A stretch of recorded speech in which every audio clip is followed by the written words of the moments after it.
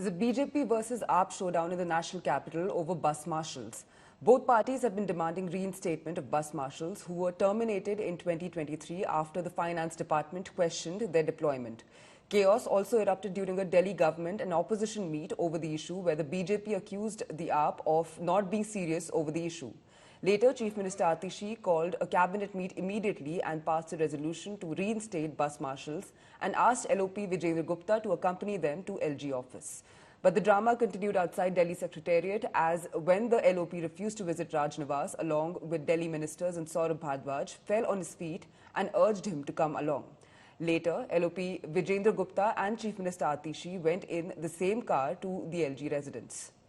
After meeting Delhi LG, Chief Minister Atishi attacked the BJP and claimed the Delhi government has no power to distribute appointment letters to the bus marshals. LG has the power to reinstate them.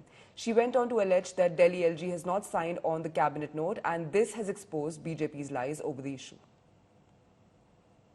Bharatiya Janata party के विधायक बस marshals को बरगलाने की कोशिश कर रहे थे, उनको झूठ बोलने की कोशिश कर रहे थे कि ये काम चुनी हुई सरकार ने रोका हुआ है। लेकिन आज भारतीय जनता पार्टी का पूरा विधायक दल एक्सपोज हो गया। इसलिए एक्सपोज हो गया क्योंकि आम आदमी पार्टी की पूरी सरकार, हमारी पूरी कैबिनेट वहां पे बैठी हुई थी और हमने स्पष्ट कर दिया कि जो डिसीजन हमें लेने की जरूरत है वो हम ले लेंगे।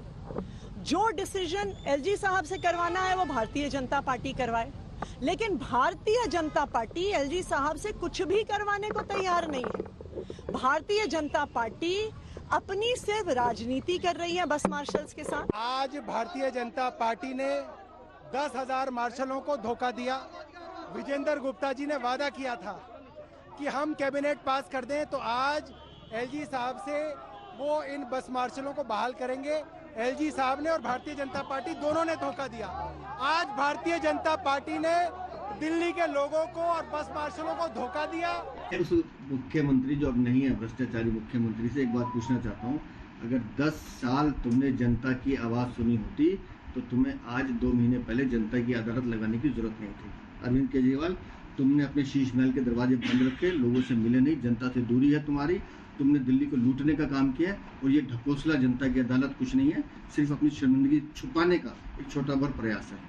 रोज धरने प्रदर्शन, रोज जनता की अदालत की बात करते, एक बार मार्शल्स की अदालत लगा लेते, लेकिन इनको सिर्फ नौटंकी करनी थी। इसलिए मैं बड़ी विनम्रता के साथ कह रहा हूँ कि हमने उनके साथ बैठ के बात की, उनका एक प्रतिनिधिमंडल को हमने वहाँ समय दिलवाया, उपराज्यपाल से उनकी मुलाकात करवाई और मुझे खुशी इस बात की है वो मार्शल भी खुश हैं